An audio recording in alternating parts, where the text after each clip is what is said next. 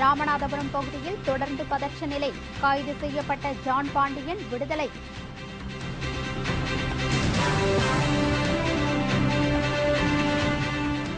Spectrum ஊழல் விவகாரம். Dayanidhi மாறனிடம் CBI விசாரணை நடத்த ஏற்பாடு.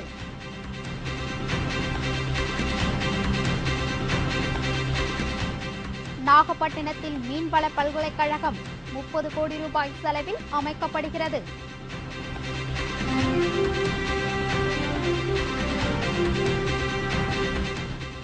தமிழக சட்டப்பேரவையில் திமுக இன்று 5வது நாளாக வெளிநடப்பு. பேச வாய்ப்பு அளிக்கவில்லை என்ற குற்றச்சாட்டு.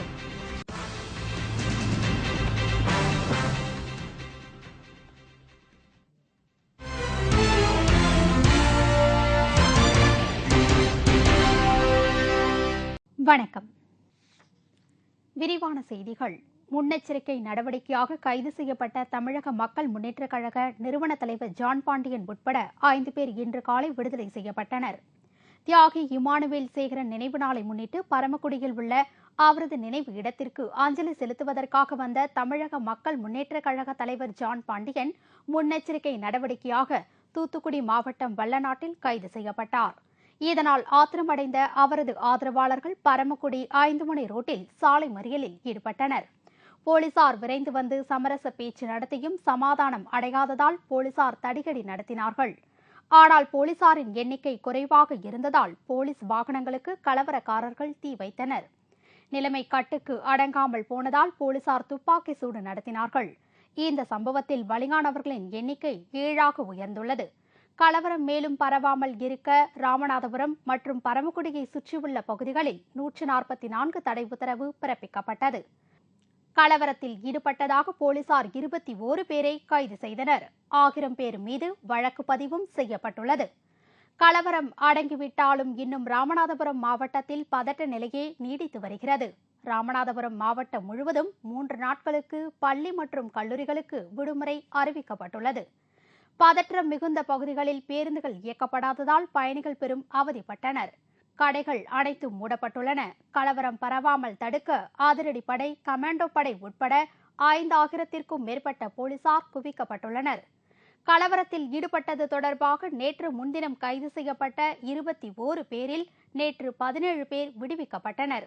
இதனிடையே ஜான் பாண்டியனை விடுதலை செய்யக்கோரி ஆட்கொணர்வு மனு தாக்கல் செய்யப்பட்டதை தொடர்ந்து இன்று காலை வல்லநாடு போலீஸ் துப்பாக்கி சூடு தளத்தில் இருந்து ஜான் பாண்டியன் மற்றும் அவரது ஆதரவாளர்கள் 5 பேர் விடுதலை செய்யப்பட்டனர்.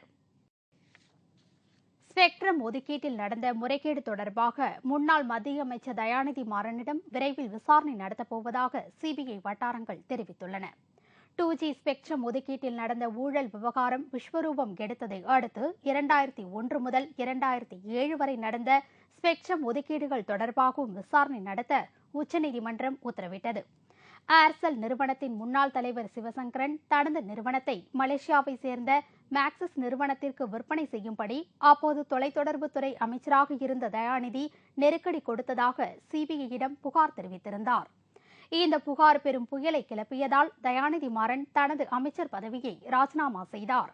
இந்த வழக்கு தொடர்பாக சிபிஐ சார்பில் உச்சநீதிமன்றத்தில் விசாரணை நிலை அறிக்கை சமீபத்தில் தாக்கல் செய்யப்பட்டது. அதில் தயாநிதி பதவி காலத்தில் ஏர்செல் நிறுவனத்தின் அதிபருக்கு அனுமதி வழங்குவதில் காலதாமதம் ஏற்பட்டது என தெரிவிக்கப்பட்டிருந்தது. இதற்கிடையில் சிபிஐ மீது அசாரே குழுவை சேர்ந்த பிரசாந்த் பூஷன் மனு ஒன்றை தாக்கல் செய்தார்.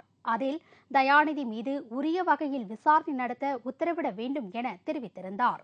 இதைத் தொடர்ந்து சிபிஐ சார்பில் ஆஜரான வழக்கறிஞர் தயாநிதி மாறன் மீதான விசாரணை தொடர்ந்து கொண்டு இருக்கிறது என தெரிவித்தார்.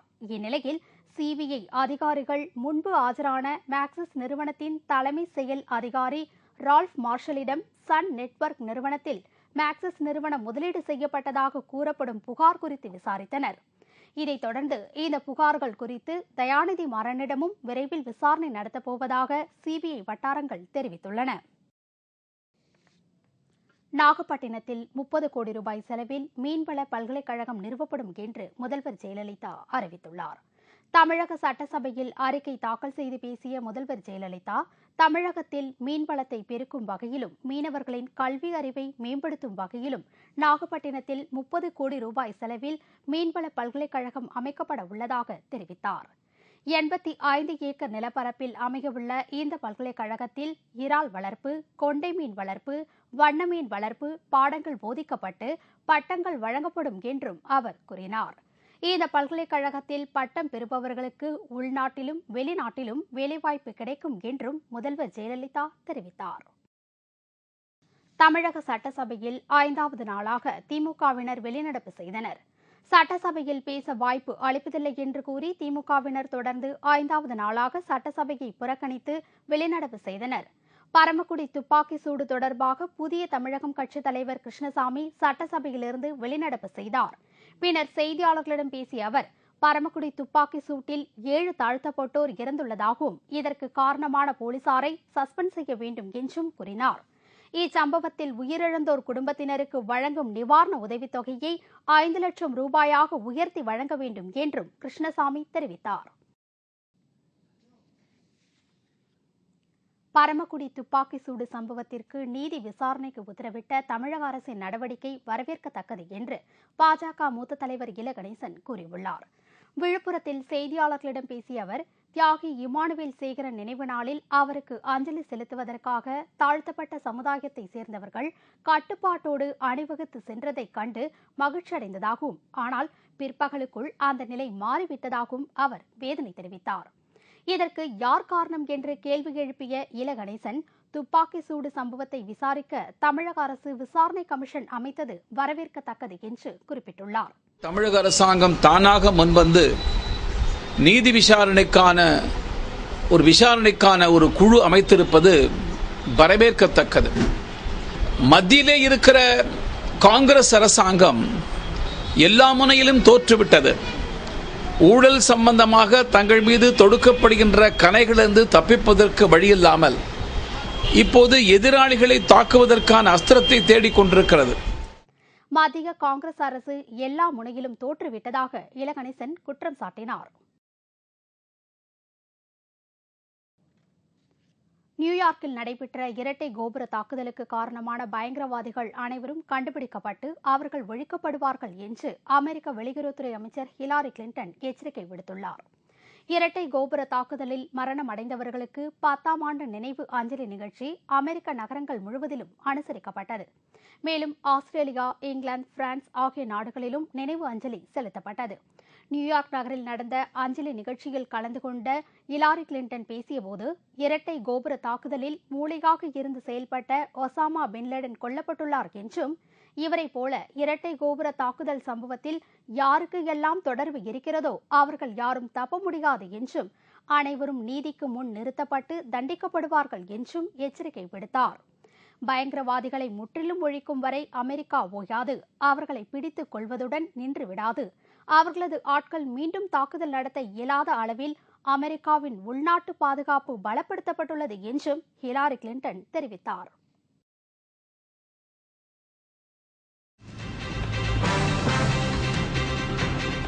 புதுவை அதிமுக துணை செயலாளர் படுகொலை சம்பவம், 9 பேர் கைது.